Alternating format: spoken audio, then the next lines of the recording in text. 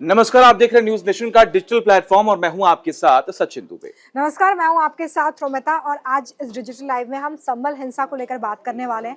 आखिर ये हिंसा कैसे शुरू हुई, अब तक इस पूरे मामले में क्या अपडेट है, ये आज आपको बताएंगे। तो सबसे पहले आपको बता दें कि कल रविवार को संभल में हिंसा हुई, 4 लोगों की मौत की खबर इसमें अब तक सामने आ चुकी है और कई लोग जख्मी बताए जा रहे हैं। इस पूरी हिंसा में कई पुलिस वाले भी जख्मी हुए हैं। लगातार इसको लेकर जो जाँच है उसका दायरा बढ़ रहा है, लेकिन बड़ा सवाल ये भी बना हुआ है कि आखिर ये हिंसा कैसे भड़की, 1000 लोग सुबह सुबह उस जगह पर कैसे पहुंचे। जो पत्थरबाजी हुई है उसमें कई महिलाओं के भी पत्थरबाजी करने की तस्वीरें सामने आई है, जिसके बाद बड़ा सवाल यह है कि इतनी बड़ी संख्या में पत्थर वहां पर कैसे जमा हुए। सचिन, ये तमाम अहम सवाल है। और सबसे बड़ी बात यहाँ पर यह है कि अब इसको लेकर सियासत भी हो रही है। अखिलेश यादव ने भी जमकर सरकार पर आरोप लगाए हैं, राहुल गांधी ने भी खुलकर अपनी बातें रखी हैं। उनकी तरफ से इस बात का जिक्र किया गया कि ये पक्षपात हो रहा है और जो कार्रवाई की गई उस मस्जिद को लेकर, सर्वे को लेकर, उसकी जल्दबाजी पर ही सवाल खड़े किए जा रहे हैं कि आखिर सरकार का मकसद इसके पीछे क्या था।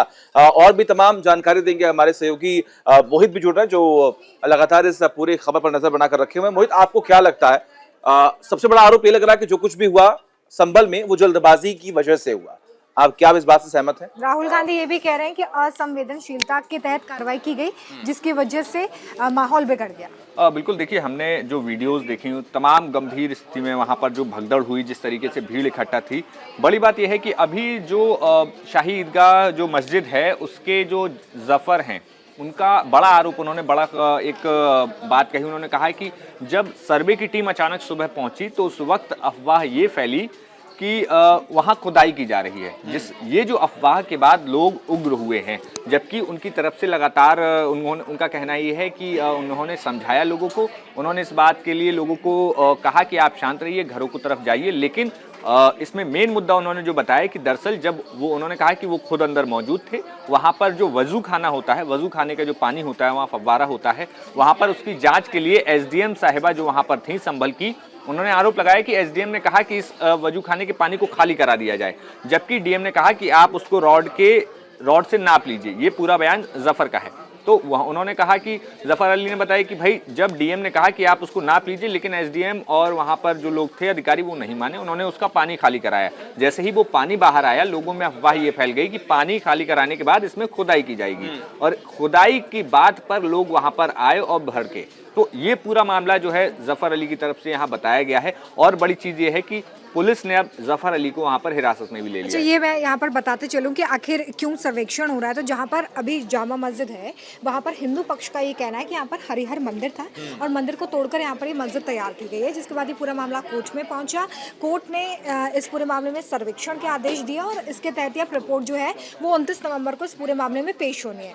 सचिन, लेकिन महत्वपूर्ण बात ये भी हो जाती है कि एक पूरी प्रक्रिया डिसाइड की गई है कि सर्वेक्षण होगा, उसकी रिपोर्ट सौंपी जाएगी। तो यहाँ पर बहुत ही ज़्यादा महत्वपूर्ण हो जाता है कि इस पूरी प्रक्रिया को ट्रांसपेरेंट रखा जाए और ऐसा रखा जाए ताकि कोई भी एक पक्ष जो है वो ये महसूस ना करे कि ये पूरी जो कार्रवाई है जल्दबाजी में या पक्षपातपूर्ण की जा रही है। फिलहाल ऐसा कुछ लगता तो नहीं है, लेकिन हिंसा जो भड़की उसके पीछे और क्या कुछ कारण हो सकते हैं। देखिए, सबसे बड़ी बात यहाँ पर ये कि कई लोगों ने ये आरोप लगाया, कई लोग क्या, आप जो मुख्यतः विपक्ष में पार्टियां हैं उनका ये कहना है कि देश में हिंदू मुस्लिम की राजनीति लगातार की जा रही है और विशेष तौर पर एक खास समुदाय को टारगेट करने का पूरा प्रयास किया जा रहा है। अब ऐसे में अगर आप सोशल मीडिया पर देखेंगे तो कई सारे रिएक्शन सामने आ रहे हैं और मोहन भागवत का वो स्टेटमेंट भी कई जगहों पर चर्चा का विषय बना हुआ है कि हर मस्जिद के अगर नीचे आप खोद कर देखेंगे तो आप भगवान को वहां पर ढूंढेंगे तो ये देश में एक हिंसा पैदा करने की कोशिश जो है वो होगी। ये स्टेटमेंट उनका, इस स्टेटमेंट से कई लोग सहमत हैं। लोगों का ये कहना है कि जो चीजें पहले थी अब वो बदल चुकी हैं, या फिर जो है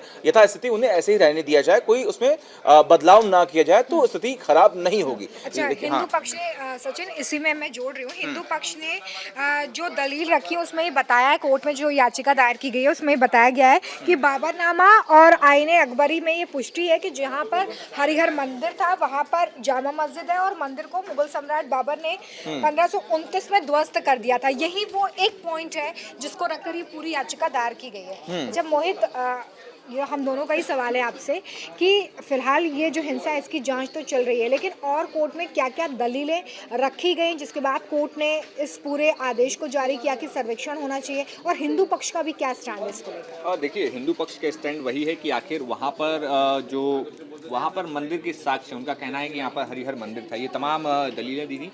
बड़ी बात यह है जिस पर सवाल खड़े हो रहे हैं कि आखिर इतनी जल्दी दूसरे पक्ष को नहीं सुना गया। दूसरे पक्ष को सुने बिना आपने सर्वेक्षण का आदेश दे दिया, उसके बाद तुरंत आन-फान में सर्वेक्षण भी हो गया। और दूसरी चीज ये भी थी कि एक सर्वेक्षण जब पहले हो गया था तो दोबारा से सर्वेक्षण हुआ ये 24 तारीख को। तो जब 24 तारीख को सुबह सुबह जब टीम पहुंची तो अचानक से ये जो पानी बाहर आने के बाद जो अफवाह फैली जैसा आरोप है, दूसरी तरफ प्रशासन का इस पूरे हिंसा पर आरोप है कि भाई लोग वहां पर कई सारी संख्या में इकट्ठे हो गए और उन्होंने अवैध तरीके से वहां पर अवैध हथियारों से वहां पर फायरिंग हुई और उनकी अवैध हथियारों की से गोली लगने से मौत हुई है।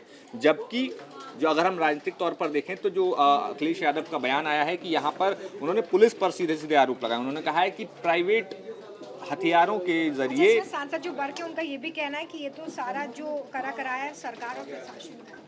क्या आप यहाँ पे प्रशासन का फेलियर मानते हैं कि इतनी बड़ी संख्या में सुबह सुबह लोग इकट्ठा हो जाते हैं, लोग इतने बड़ी संख्या में पत्थर लोग उठाकर तो नहीं फेंक रहे थे, जाहिर सी बात है कि वो पत्थर जमा किए गए थे, कई गलियों में पुलिस वाले भी फंस गए, पत्थरबाजी इतनी ज़्यादा हो रही थी, क्या ये प्रशासन का भी फेलियर है? बिल्कुल, LIU का बहुत बड़ा फेलियर है इस पूरे मामले में। और बड़ी चीज़ ये भी थी कि यहाँ पर जब आप देखेंगे कि सुबह जब आप जा रहे हैं तो वहाँ पर क्या किसी चीज़ को लेकर अफवाह फैल सकती है, और वही हुआ।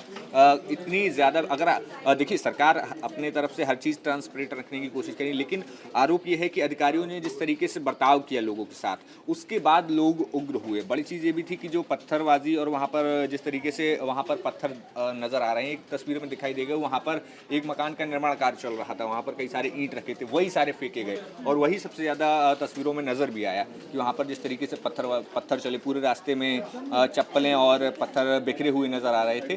तो उस गली में जब लोग प्रदर्शन कर रहे थे और मस्जिद की तरफ जा रहे थे, वहाँ पर पुलिस ने अचानक जब उनको कंट्रोल करने के लिए लाठीचार्ज की, उसके बाद वहाँ भगदड़ मच गई। भगदड़ ऐसी की थी कि लोग एक के ऊपर एक गिर गए और फंस भी गए। मतलब तस्वीरें जो आई थी वो ये बता रही थी कि बहुत वहाँ पर स्थिति खराब हो चुकी है, उसे कंट्रोल करना बहुत ज़रूरी था। लेकिन जैसा कि आपने भी ये सवाल पूछा, अगर ऐसी जगहों पर सर्वे हो रहा है, क्योंकि संभल का इलाका कैसा है ये सभी जानते हैं, वहाँ पर किनकी जनसंख्या अधिक है ये सभी जानते हैं।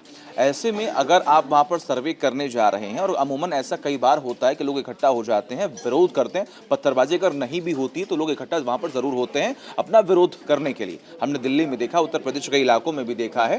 तो पुलिस को यहाँ पर सुरक्षा के लिहाज से पुख्ता इंतजाम करने चाहिए थे। सुबह अगर आप तड़के वहाँ पर जा रहे हैं सर्वे करने के लिए, तो मेरा ये मानना है कि प्रशासन को वहाँ पर अलग अलग कोने में, अलग अलग लोकेशंस पर पुलिस को तैनात करना चाहिए था। अगर भीड़ इकट्ठा होती तो उन्हें वहीं पर कंट्रोल कर लिया जाता। बिल्कुल, इसमें देखिए सबसे बड़ी चीज़ ये थी कि आप पहले लोगों को कम्युनिकेट करते, क्योंकि आपको भी पता है कि वो वहाँ पर संवेदनशील इलाका है और ये भावनाएं जो हैं, धार्मिक भावनाएं जुड़ी हुई हैं। तो आप इसमें पहले लोगों को कॉन्फिडेंस में लेते, आप उसके बाद सर्वे करते। आप वहाँ पर देखिए हर एक थाने की एक जो कमेटी होती है, पीस कमेटी बनाई जाती है। जैसे थाने की हर एक कमेटी होती है, कोई भी जैसे धार्मिक आपका प्रोग्राम होता है, सभी धर्म गुरुओं को बैठाकर बातचीत होती है, बैठाकर चाहे कोई भी धार्मिक जुलूस जब निकलता है, उसके पहले हर थाना एक अपने तमाम धर्मगुरुओं को बुला के वहाँ पर बैठक करता है और सबको एक दिशा निर्देश दिए जाते हैं और चर्चा की जाती है कि किसी तरीके से माहौल ना खराब होने पाए। जब इतनी चीज़ें तमाम आयोजनों पर होती हैं तो फिर इसके पहले क्या कोई ऐसी तैयारी की गई थी? क्या लोगों को समझाइश दी गई थी? क्या लोगों को उसके बारे में अवेयर किया गया था?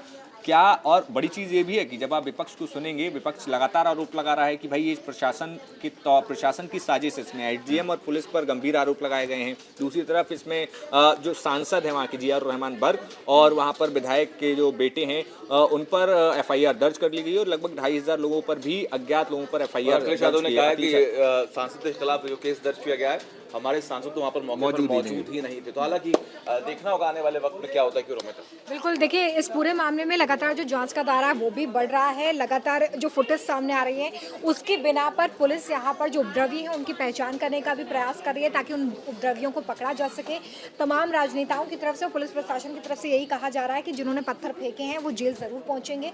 लेकिन ये भी देखना महत्वपूर्ण होगा कि अब इस पूरे मामले को प्रशासन और सरकार की तरफ से किस तरह से हैंडल किया जाता है ताकि माहौल और ज़्यादा शांतिपूर्ण हो सके और इस तरह की हिंसा आगे देखने के लिए ना मिले। फिलहाल बहुत शुक्रिया हमारे साथ जुड़ने के लिए। देखते रहिए न्यूज़ नेशन। न्यूज नेशन अब व्हाट्सएप पर खबरों के ताजा अपडेट के लिए न्यूज नेशन के इस क्यूआर कोड को स्कैन करें।